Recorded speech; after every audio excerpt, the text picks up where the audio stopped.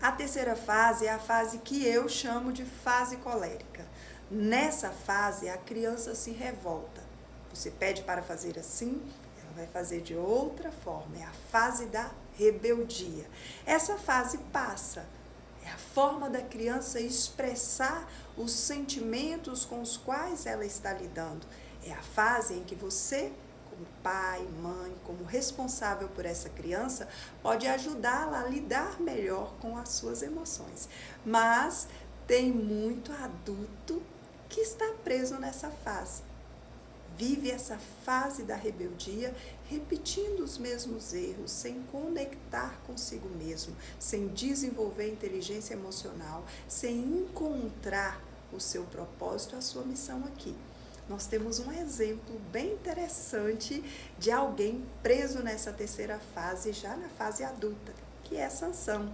Sansão, ele fica preso nessa fase da rebeldia e nós vamos perceber que durante toda a sua trajetória, no capítulo 13 ali de Juízes, a história de Sansão, ela segue repetições de ciclos. Ele vai repetindo os mesmos erros, ele vai se rebelando da mesma forma e repetindo sempre os mesmos erros.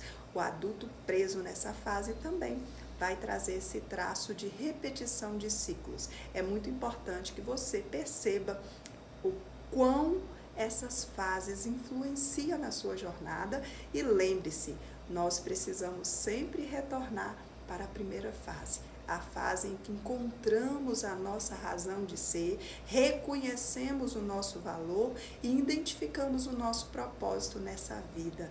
Começamos a entender os traumas, as frustrações, as feridas com as quais temos que lidar como parte do nosso processo de evolução e conseguimos ser melhores apesar dos desafios com os quais temos que lidar.